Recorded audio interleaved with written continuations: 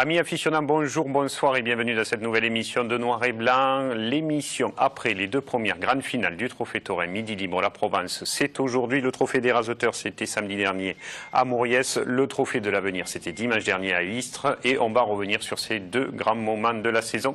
Jackie, merci d'être là avec nous aujourd'hui, accompagné de belle manière aujourd'hui par notre Julia nationale, Julia Bérézy. Merci d'être là. Vous étiez au Four et au Moulin aussi tout le week-end dernier, de Mauriès jusqu'à Istres. Donc on va balayer les capellades, les très belles capellades de Patrice Blanc, puisque c'est lui qui officiait sur les deux, jusqu'aux courses et à ces deux finales. Nos invités aujourd'hui font bien sûr partie de l'actualité.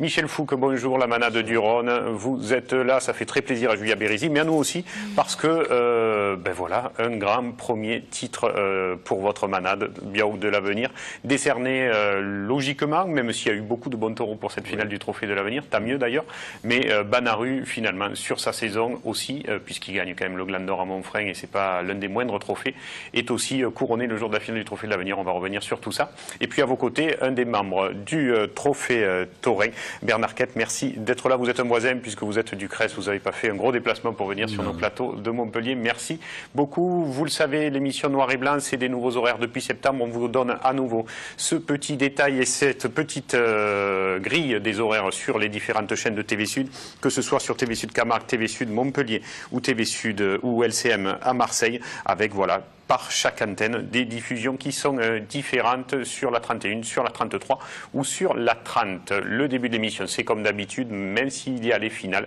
les taureaux dans la rue. Il y avait quand même beaucoup de choses le week-end dernier, puisqu'entre autres, Aigues-Mortes avait commencé. Après un magnifique temps ce week-end, cette semaine, dans notre rubrique Abrivade, nous allons revenir sur Beaucaire, avec le Bohézen d'Or, une course burlesque, mais aussi Aigues-Mortes et Saint-Hippolyte de Caton. Un grand merci aux caméramans qui ont officié tout le week-end.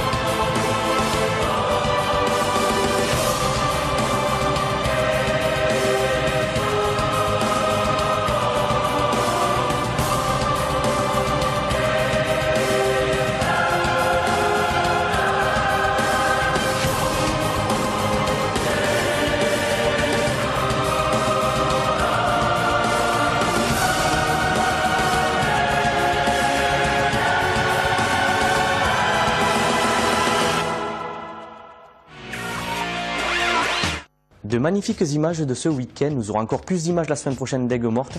Pour le week-end qui arrive, beaucoup de fêtes encore, avec notamment donc, la fête d'Aigues-Mortes qui continue, Bellegarde qui commence sa fête votive, Blozac, Franquevaux, une journée taurine avec 7 abrivades le matin et 14 bandits le soir, Saint-Gilles, une journée en pays chez Billot, Montpezat, Sauzet et le revivre de Montbazin.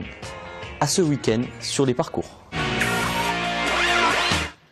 Voilà, merci au petit Romain et à toute l'équipe des Taureaux de rue pour cette séquence et cette émission. On va démarrer maintenant avec le trophée des raseteurs. C'était samedi dernier dans les arènes de Mauriès. Julia, forcément à Mauriès, on ne pouvait pas trouver, ou en tout cas le trophée taurin, on ne pouvait pas trouver quelqu'un d'autre que Patrice Blanc, le local de l'étape pour organiser la capellade. De grande qualité d'ailleurs, on s'est régalé. On va peut-être regarder les images de suite de cette capellade dans les arènes de Mauriès parce qu'elle fut superbe de bout en bout. Et bien, en commençant avec vous, Julia, d'entrée à vélo. Par contre, vous n'avez pas beaucoup pédalé quand même. Il y a des pédales normalement. Ah, le vélo était cassé, il était d'époque. Mais oui, une belle capellade donc par le local de Patrice Blanc, qui était autour de l'Olivier, bien évidemment, parce que Mauriès, première commune au l'école de France, donc le but c'était de faire connaître aux gens qui étaient peut-être un peu de loin, puisque pour une finale, tout le monde vient à Mauriès, de voir ce qu'on pouvait faire avec nos olives quand on les ramassait, et au fil des saisons, voilà tout ce qui se passait autour de l'olive et de l'Olivier. Donc des groupes de Fourques, d'Arles étaient venus à Mauriès, c'était coiffé spécialement avec des costumes comme on mettait avant pour aller ramasser les olives. Donc on a eu des beaux tableaux dans cette piste de Mauriès. Voilà. Par contre, qu'est-ce que c'est cette histoire? On ramasse des olives et Michel Bonnet n'est même pas présent à la capellade pour ramasser les olives ou pour tailler les oliviers. Qu'est-ce que c'est cette histoire, Julia? Dites-nous. Michel était en contre-piste, donc... On l'a pas trop vu, je ne l'ai pas remarqué en contre-piste. Il était calme, oui. Voilà, avec Alicia, notre reine du ruban, toujours présente pendant les fêtes, et une carte postale donc, que Patrice a imaginée autour de l'olive, qui a été plutôt réussie. Et alors la reine du ruban, là, elle a été élue à Mauriès, c'est à Mauriès? Oui, c'est quoi à Mauriès, oui. Et la capellade, après une minute de silence, bien sûr, entre autres pour Patrick Castro, les personnes décédées dernièrement, dont la sœur de Jean Joannet. On a une petite pensée pour Jean, puisqu'il faisait cette émission-là, et malheureusement, sa sœur est décédée mercredi dernier. Enfin, voilà.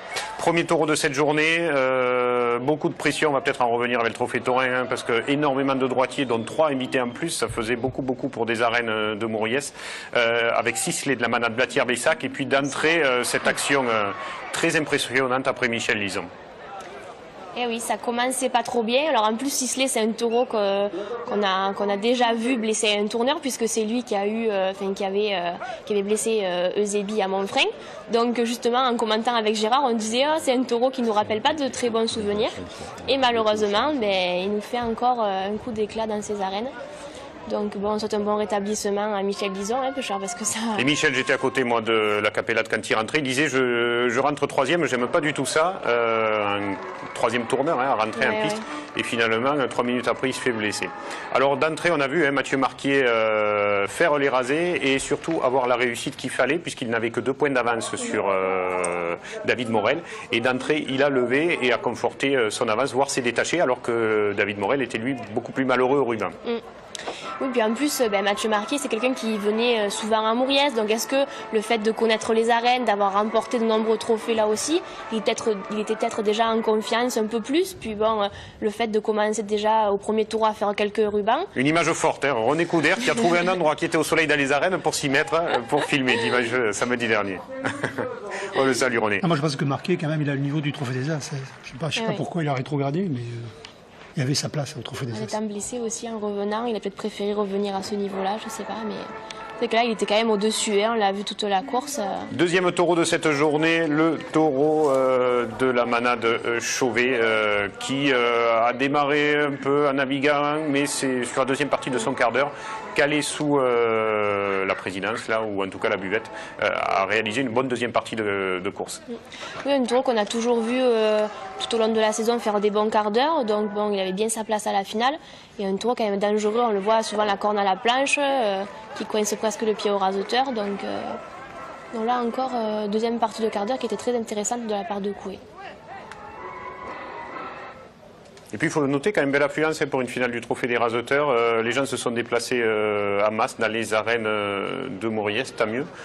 Troisième taureau de cette journée, un taureau de la manade, Gilet, Grégao. Compliqué là quand même pour le niveau des hommes du trophée des raseteurs. Il faut dire aussi que bon, le déséquilibre droite-gauche, c'est pas trop fait, un peu en début de course, mais c'est pas trop fait remarquer quand même, parce que les gauchers ont Oui, il faut les féliciter. Sous Christophe Clarion, l'impulsion de leur Benafito. tourneur, quand même, parce que bon, ils étaient que 3, je crois, il me semble bien 3 ou 2. De 2. 2, voilà. Et donc le déséquilibre, peut-être en début de première partie, mais après, bon, ça s'est estompé. Mais souvent, quand il y a trop de droitiers, ça crée le désordre. Ce qui s'est passé Oui, au premier c'est ce tour. qui s'est passé, oui. Tout le monde veut passer. Et d'ailleurs, un peu Les l'accident départs de se Lison font, est un peu dû n'importe comment.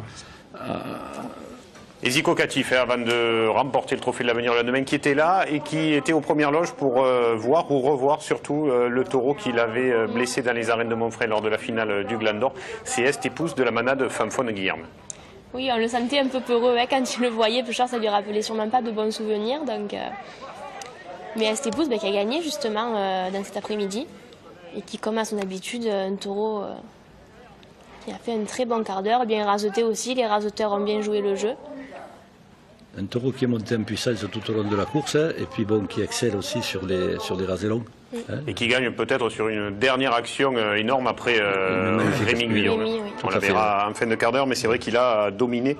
Et c'est assez logiquement que sur l'ensemble de la course, il remporte le prix, parce que peut-être les taureaux qu'on attendait plus en fin de course dans Estreloun ont été beaucoup moins rasetés. Là encore, une grosse anticipation après Victor Jourdan. Mais j'ai l'impression que le taureau, il a moins un coup de tête qu'au Gros du Roi, par exemple. Au Gros du Roi, on l'avait vu, il se défendait un peu, peut-être physiquement, il était mieux ce jour-là.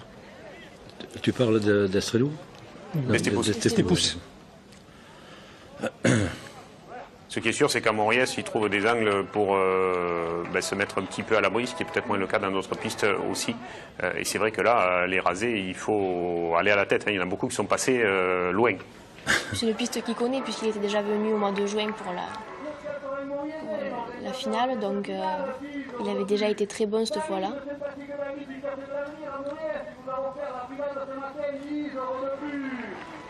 Et David Morel qui était toujours présent, et là on voyait les ficelles qui commençaient à être démarmaillées.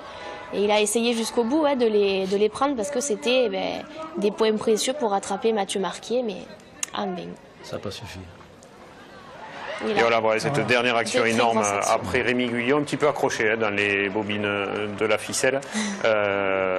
Écoutez, il s'en sort très bien et ça fait finalement à l'arrivée la plus grosse action de cette course-là, où on voit le pantalon totalement déchiré sur le coup de corne du taureau Est-Épouse de la manade Fanfone. Bernard, puisque vous êtes là, pourquoi avoir choisi d'inviter 3 droitiers de plus pour cette finale, qui est quand même une petite piste, où je crois que la limitation est à 10, c'est ça Julia, à Moriès un peu moins, 7 ou 8. 8 Oui, 8. 8 déjà. Autant de droitiers alors que la course était déjà quand même très droitière. Elle était déséquilibrée, mais bon, il y avait un coup de cœur à donner et on ne voyait pas... il n'y avait que cette course pour le donner. On ne voyait pas une autre course, voilà. Aux As peut-être, non? Donc, aux As... Non, en plus, bon, 2 se sont retirés tout de suite, hein.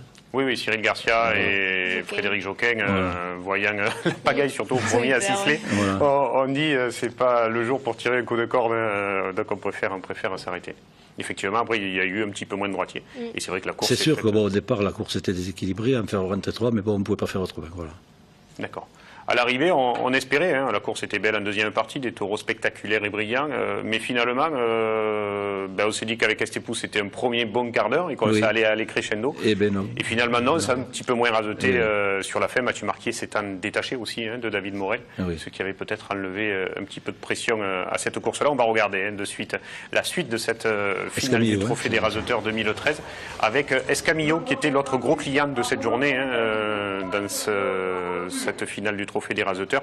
L'autre vedette de la manade Renault, logiquement aussi présent pour une finale, qui était à 2 doigts de remporter la Palme d'Or cette année d'ailleurs, et qui, comme à Beaucaire, s'est amusé pour commencer à soulever les barrières, et lui aussi, il n'a pas pris 50 000 rasés. Oui, un taureau qui a été compliqué aussi là pour les raseteurs. Et malheureusement, c'est le petit litige qu'il y a eu qui lui a un peu cassé le quart d'heure aussi. Donc ça a été la fin du quart d'heure. La fin du quart d'heure qui a été un peu... Il y avait quand même 10 minutes de course. Il avait déjà fait 3 grosses actions sur Sabatier aussi, il faut le souligner. Je sais pas si vous... Oui, bien sûr, on les voit, là, les beaux rasés de David Morel qui continuait à raseter parce qu'il pouvait encore tenter de rattraper Mathieu Marquier, mais il a vraiment été malheureux au ruban. C'est un taureau qu'il faut bousculer, on l'a vu, chaque fois qu'il était bon, c'est que les hommes l'ont beaucoup raseté. Et David Sabatier, toujours aussi à l'aise dans son jardin moriaisin. Même s'il est un peu handicapé par le nouveau tourneur qu'il a pris, Jérôme Dumas. Forcément, c'est plus compliqué de faire le tour pour aller à la tête des taureaux, mais c'est comme ça, il a fait un choix. Jérôme, si tu nous regardes, et David qui a bien rasoté quand même tout au long de la course, comme d'habitude, lui aussi, c'est un peu son jardin, Maurice. Oh oui, il a gagné. Et on le voit, le litige dont vous parliez, Julia, beaucoup de rasés. Là, c'était la bagarre parce qu'une ficelle à 4 points, ça valait cher à ce moment-là de la course entre David Morel et Mathieu Marquier. Et finalement, ça a permis de créer la plus grosse émotion peut-être dans le quart d'heure d'Escamillon. Ben oui, heureusement, là, avec cette ficelle, ça a permis de voir quelque chose, plus de rasé déjà, et que le taureau puisse s'exprimer un peu plus, quoi. Et puis on le voit, le litige c'est sur ce rasé-là. Victor Jourdan, la ficelle touche encore les cornes, on la voit là, sur le bout de la corne, elle va tomber là quand le taureau tape. Alors le litige c'est est-ce que Victor Jourdan touche la tête là ou pas? Voilà, seul Victor Jourdan le sait. Ou Escamillon, mais Escamillon n'a pas voulu répondre à mes questions. Donc voilà, après le président de course a pris la décision, le rasé précédent c'était Fabien Grammatico, et octroie la ficelle. Et c'est vrai que là Victor Jourdan roumègue un petit peu. Doit dire 2 mots doux au président de course qui lui-même s'énerve. Et c'est vrai que bon, voilà, c'est de la course camarguaise, on ne fait pas du curling. Des fois, la tension, les enjeux, la dangerosité fait qu'on peut dire des choses ou s'emporter. On y reviendra d'ailleurs sur cela. Mais voilà, Victor Jourdan suspendu et qui est revenu au taureau suivant un petit peu plus calmé. Et puis Tancred qui a très très bien démarré son quart d'heure, de grosses actions, dont celle-ci après Mathieu Marquier. Oui, c'est une Tancred, bon, pour moi il n'était pas à sa place. Je l'aurais vu finir la course. Je pense qu'il n'était pas à sa place dans la course. Dans la oui, finale. Oui, non, mais bon. Non, mais c'est un taureau qui n'aime pas la bourre dans les séries comme ça. Il n'a pas le physique pour subir ces séries de rasés. Donc voilà, il vaut mieux le mettre en une course où c'est un peu plus léger. Là, je crois que. Oui, on l'a vu, parce qu'il s'est donné sur les 2-3 premiers rasés. Et puis c'est vrai qu'après. Je pense qu'il était à la finale parce qu'il avait fait une grosse course au Pédard. Et de là, il a été à la finale. Et voilà. Mais bon, c'est pas un taureau pour une finale. Voilà. En 6, bon, il aurait peut-être mieux passé. C'est pareil, quoi. Le taureau, il est facile. Et les hommes, ils y tombent dessus. Non, mais tu finis toujours par un taureau un peu moins facile, un peu moins difficile. Voilà. Ouais. Comme c'est facile. C'est vrai que Estreloun, peut-être en 6e, aurait été plus rasoté, alors qu'en 7e, il n'a quasiment pas été rasoté. On va le voir. Mais... Et là, par contre, c'est vrai que Tancred est passé vite. Je sais pas, moins de 10 minutes largement de course pour lever. C'est dommage parce que c'est un taureau qui est spectaculaire, mais seulement il faut l'aider un peu, il faut lui faire faire les actions. Et Estreloun, qui lui est un taureau compliqué, dangereux et aussi très spectaculaire, et on ne peut pas vraiment dire qu'il ait eu les rasés à son avantage dans cette course. Un peu délaissé sur la fin aussi. On dit aussi qu'il s'est blessé, non? Écoutez, moi, de ce que j'ai vu et de ce que je vois en image encore, parce que je suis parti à la moitié du quart d'heure, j'ai pas l'impression que le taureau, voilà, sur les rasés où l'homme est à la portée, et chaque fois il a répondu présent. Enfin, je sais pas, Bernard. Mais non. Mais bon. Non, parce que j'ai l'impression qu'il a, en fait, d'après des commentaires, qu'il n'aurait pas fait les actions en fin de course qu'il a l'habitude de faire. Oui, c'est ce que je dis. Puis bon, il était un peu délaissé à la fin, sur la fin. Il n'a pas été rasoté comme il aurait fait. David Sabatier, 5e, Christophe Clarion, 4e, Rémi Guillon sur le podium termine 3e de ce trophée des rasoteurs 2013. Et puis les 2 premiers, on le savait déjà que ce serait entre tous les deux. C'est finalement David Morel qui termine second. Et Mathieu Marquier qui termine logiquement au vu de sa prestation sur cette finale avec son petit tout présent dans les arènes, premier de ce trophée des rasoteurs 2013. Et puis Estépousse qui là aussi assez logiquement, parce que c'est le taureau qui a été le plus rasoté, qui a le plus pris, Hubert Espéli qui vient récupérer les prix, Estépousse de la manade Fanfone Guilherme qui remporte le prix du meilleur taureau de cette finale 2013. Et on ne le savait pas avant, Bernard, mais est-ce que c'est Yvan Villard qui a manigancé pour que ce soit ces taureaux, le vainqueur du Gland d'Or et le meilleur taureau de la finale du Gland d'Or, qui soit élu bio de la finale des trophées des rasoteurs et bio de l'avenir? C'est quoi? Eh bien oui, c'est le hasard, vous lui poserez la question.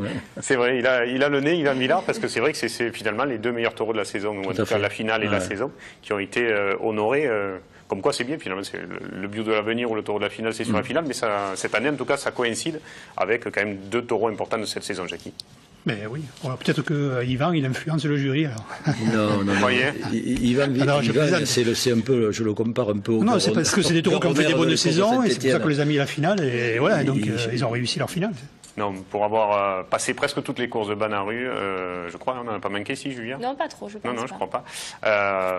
Effectivement, sur la saison, c'est vrai que c'est assez logique que le taureau termine comme ça. Et vous verrez tout à l'heure en deuxième partie de l'émission pourquoi, quant à la performance de sa prestation sur la finale à Istres.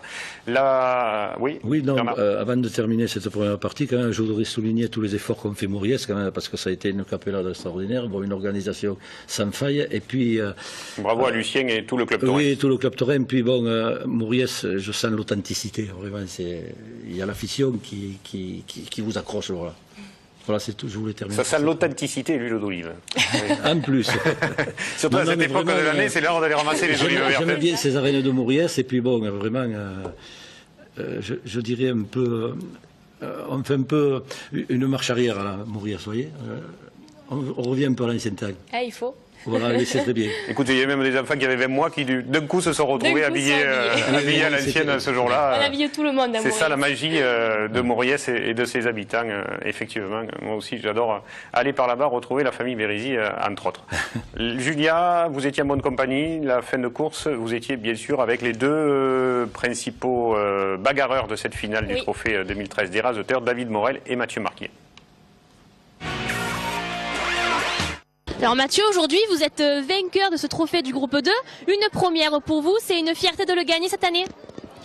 Oui, bien sûr, en plus que vu le début de saison que j'ai fait qui n'était pas très bon, j'avais 100 points de retard. Et bon, après dans l'été, j'ai réussi à ranquiller des taureaux, à me faire plaisir à raseter, à lever des rubans. Et bon, jusqu'à 1 mois et demi de la fin, je ne pensais pas gagner. Et bon, après j'ai réussi à rattraper David et Rémi Guyon.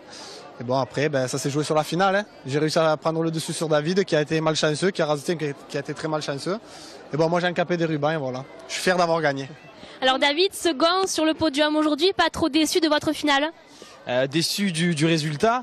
Après, de ma finale, non, parce que j'ai rasoté. Après, c'est vrai que j'ai été malchanceux au ruban. Un petit peu trop de précipitation peut-être. Mais après, voilà, après j'ai rasoté au ficelle. Donc, je pense avoir quand même réussi ma finale, même si le résultat est pas le bon. Mais Mathieu a très bien rasoté. Il a été très très adroit, on le connaît. Il a une mitraillette à la place du crochet, donc c'est pas évident. Il a été bon. Moi, j'étais un petit peu moins bon aux attributs, mais le principal, c'est d'avoir rasoté. Donc voilà.